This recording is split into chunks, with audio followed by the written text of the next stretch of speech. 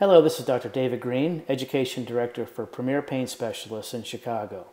Today's topic is an overview of failed back surgery syndrome. Failed back surgery is when the outcome of low back surgery fails to provide the desired outcome. The result is chronic pain, which is termed failed back surgery syndrome, otherwise known as FBSS. It's one of the most frustrating things a patient can deal with since he or she went the surgery route hoping for a pain-free outcome. Studies show that up to 40% of all back surgeries fail within a few years. 10% of back surgery patients actually end up worse than they were before the operation. Each additional surgery that is performed has a lower chance of success than the one before. All in all, it can be an exceptionally depressing situation. Now, how does it occur? Why does it occur? There are a few different reasons. One is surgery can be performed for the wrong reason. 50% of board-certified, fellowship-trained, yada yada spine doctors get the diagnosis wrong as to why a person's back pain is occurring. It's just the modern medicine hasn't caught up with back pain as it has with other areas of medicine. The other reason is that surgery could be performed for the right reason, but the person is just left with some residual pain. I mean, it could be a technically perfect surgery, and it may just be they only got rid of 70% of the pain, or half, and that might, in the patient's eyes, be considered failed. The third is that surgery could be inadequately performed, hardware was malpositioned, or what have you. It could be a bad outcome. The fourth one is not the fault of the surgeon, where it could be the fusion just didn't occur. The surgery was great, but the bones didn't fuse together, and then the hardware takes all the stress and it breaks.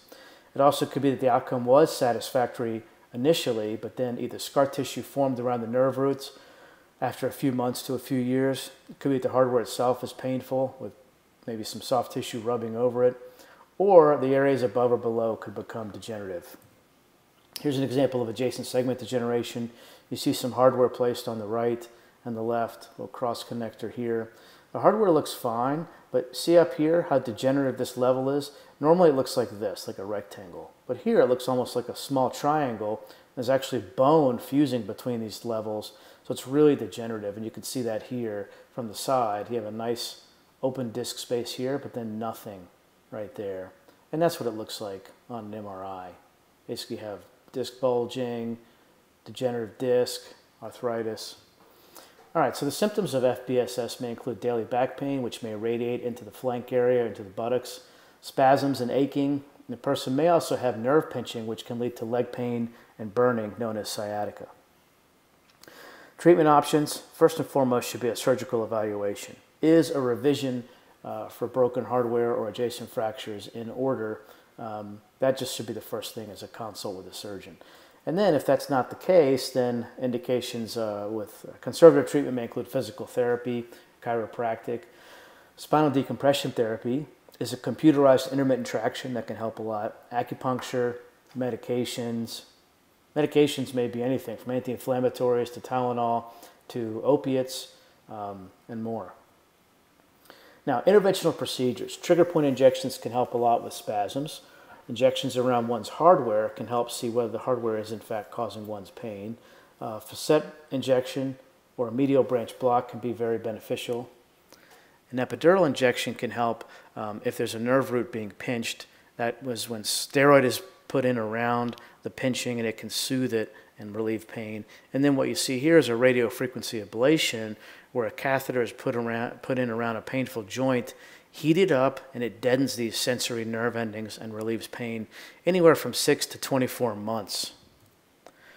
Now, as a last resort, a spinal cord stimulator implant has been a revolutionary treatment for failed back surgery.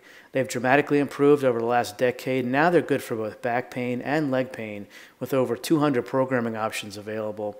Over 3/4 of patients do extremely well with the spinal cord stimulator implant.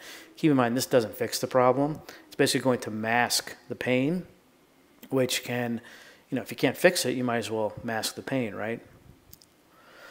The top non-operative pain management throughout the Chicago greater metro area is with Premier Pain Specialists. There are several clinics accepting over 50 insurances and providing over 25 treatment options. Success rates are very high with the board-certified award-winning doctors.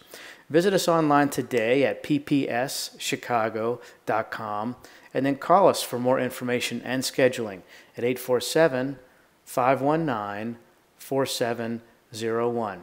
Thank you very much for watching.